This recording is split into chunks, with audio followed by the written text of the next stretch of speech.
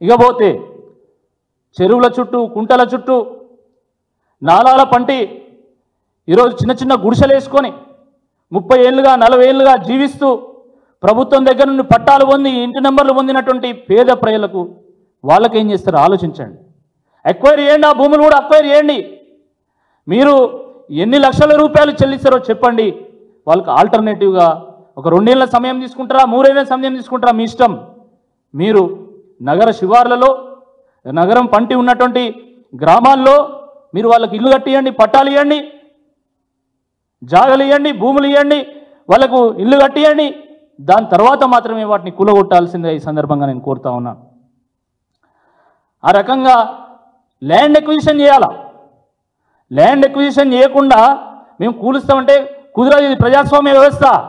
ఏ ప్రజలు ఓటేస్తే నువ్వు గెలిచినావో ఆ ప్రజలే రేపు నిన్ను తిరస్కరించి కూర్చోబెడతారు. మీరు ఫైటర్ అంటే మీరు ప్రజల కోసం ఫైటర్ అని చాలామంది అనుకున్నారు. కేవలం కుర్చీ కోసమే ఫైటర్, మీరు ప్రజల కోసం కాదు. ప్రజల కోసం ఆలోచించేటువంటి వాడు ఎవ్వడు ఇలాంటి దుశ్చర్యకు పాల్పడరు. ఈ కాంగ్రెస్ పార్టీకి తెలంగాణ కర్ణాటక 2 ఏటీఎం లాగా మారిపోయినాయి. 2 ఏటీఎంలు. అక్కడ వాల్మీకి స్కామ్ చేసిండు. ఎస్టీ కార్పొరేషన్ నుండి కోట్ల రూపాయలు తెలంగాణకు తరలించి ఆ డబ్బుతోని ఎన్నికలు గెలవాలనుకున్నారు. ఇప్పుడు ఇక్కడ రకరకాల స్కీములు పెట్టి స్కాములు చేసి ఈ డబ్బంతా దోచి ఢిల్లీకి కప్పం కట్టి కాంగ్రెస్ పార్టీని పెంచి పోషించి దేశవ్యాప్తంగా కాంగ్రెస్ పార్టీ గెలవాలనేటువంటి ఒక కుట్ర దాగి ఉంది.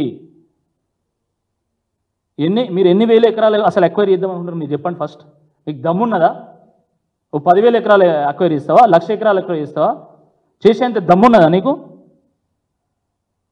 వీళ్ళు ఒక 1000 ఎకరాలు కూడా ఎక్వైరీ చేయలేరు. వీళ్ళు సాధ్యమవుతుందా?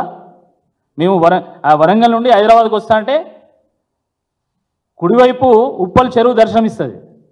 నేను చిన్నగా ఉన్నప్పుడు అది పెద్ద చెరువు. ఈరోజు కుంట అయిపోయింది. మట్టి పోస్తాను, లేఅవుట్లు చేస్తాను, అమ్ముతాను. ఎవడో లేఅవుట్ చేస్తాడు, ఎవడో అమ్ముతాడు, ఎవడో కొంటాడు, వాడెవడో కన్స్ట్రక్షన్ చేస్తాడు, అపార్ట్మెంట్ కడతాడు.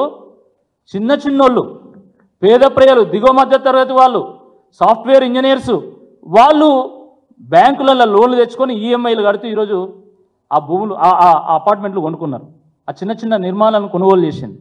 ఇప్పుడు వాళ్ళ పరిస్థితి ఏంది? వాళ్ళు ఏం కావాలి? నా అర్థం ఉందా? ఒకప్పుడు చెరువులు వ్యవసాయానికి ఉపయోగపడేటి, తాగునీటికి ఉపయోగపడేటి, చేపలను పెంచడానికి మత్స్యకారులకు, ముదిరాయిలకు ఉపయోగపడేది, బోయవాళ్ళకు ఉపయోగపడేటి. ఈరోజు అసలు హైదరాబాద్లో ఆ పరిస్థితి ఉందా? అసలు ఏ చెర్లనన్నా మంచినీళ్ళు తాగే పరిస్థితి ఉన్నదా? ఏ చెర్లనన్నా చేపలు పెంచే పరిస్థితి ఉన్నదా? ఏ చెరువు కిందనన్నా వ్యవసాయం జరుగుతుందా? మరి అలాంటప్పుడు ఈ ఎఫ్టీఎల్ అసలు నిజంగా ఉండాలా అనే దాని మీద కూడా చర్చ జరగాల. ఇది నివాసాలకు ఉపయోగపడాలా? ఇప్పుడు అగ్రికల్చర్ ఎవరు చేస్తలేరు, వాస్తవం మాట్లాడుకుందాం. అవి వ్యవసాయ పట్టాలు కరెక్టే, కానీ వ్యవసాయం చేస్తాను ఎవరన్నా? వ్యవసాయం ఎవరు చేస్తలేరు. అలా నివాసాలు ఏర్పరచుకుంటున్నారు. లేదు అంతకుముందు హైదరాబాద్ 50 ఏళ్ల క్రితం హైదరాబాద్ ఎట్లా ఉండాలో ఇప్పుడు కూడా అట్నే ఉండాలంటే చలో ప్రతి ఒక్క భూమికి నువ్వు డబ్బులు కట్టియాలి. ఇప్పుడు ఖచ్చితంగా కట్టియాల్సిందే. నువ్వు ఎకరానికి 1 కోటి రూపాయలు కట్టిస్తావా, 2 కోట్లు కట్టిస్తావా, మార్కెట్ వాల్యూ కట్టిస్తావా? చెప్పు, స్పందించు. దాని మీద ఎందుకు స్పందించవు?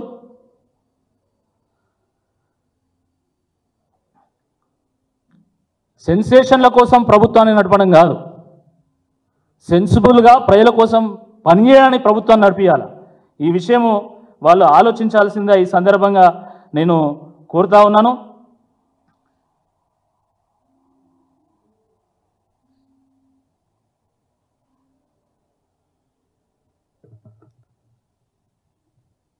మిత్రులారా, మరి ఈ హైడ్రా మేము వేసినటువంటి ప్రశ్నల మీద మీరు తక్షణమే స్పందించాలి. మీరు తక్షణమే స్పందించి నిర్మాణాత్మకంగా దీన్ని ఎట్లా ముందు తీసుకెళ్లాలో మీరు ఆలోచించాల్సిందిగా ఈ సందర్భంగా మేము కోరుతున్నాము. కేవలము ఏదో డైవర్ట్ చేయాలి, ఏదో అటెన్షన్ క్రియేట్ చేయాలి అంతే తప్ప ఇంకా దీంట్లో వేరే ఏం లేదు అనే రకంగా ఆలోచిస్తే మాత్రం తప్పకుండా బీఆర్ఎస్ పార్టీ దీని మీద స్పందిస్తుంది. మొన్న మీరు పాలమూరు గుడిసెలను కూలగొట్టిండ్రు. దివ్యాంగుల ఇండ్లు, పేద ప్రజల ఇల్లు ఊలగొట్టిండ్లు. వాళ్ళు ఏమన్నా రోహింగ్యాలా? వాళ్ళు ఏమన్నా ఉగ్రవాదులా రాత్రి రాత్రి పోయి ఊలగొట్టడానికి? వాళ్ళు ఏమన్నా విచ్ఛిన్నరక శక్తులా ఏమన్నా? అసలు ఏమన్నా దిమాకు ఉన్నదా? ఎట్లా ఊలగొడతారు మీరు వాళ్ళని? హైడ్రాతో ఆగమాగము, 6 గ్యారంటీలకు ఎగనామము, ప్రజలకు పంగనామం. ఇది మీ పాలసీ, ఇది మీ కాంగ్రెస్ పార్టీ పాలసీ. దీన్ని ప్రజలు ఆమోదించాలా, మేము హర్షించాలా? చాలా దుర్మార్గం ఇది. మీరు వెంటనే బీఆర్ఎస్ పార్టీ వేసినటువంటి ప్రశ్నలకు స్పందించాలా.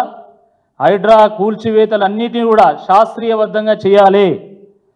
హైడ్రాకు చట్టబద్ధత తీసుకురండి, అసెంబ్లీలో చర్చ చేపట్టండి, చట్టం చేయండి, చట్టం ఆధారంగా చర్యలు తీసుకోండి తప్ప నా ఇష్టారాజ్యంగా నేను చేస్తా అంటే తప్పకుండా ప్రజాస్వామ్య పద్ధతిలో ప్రజల పక్షమై ప్రతిపక్షంగా బీఆర్ఎస్ పార్టీ కొట్లాడుతుంది, ఒక గొప్ప ఉద్యమాన్ని నిర్మాణం చేస్తుందని చెప్పి ఈ సందర్భంగా హెచ్చరిస్తా ఉన్నా.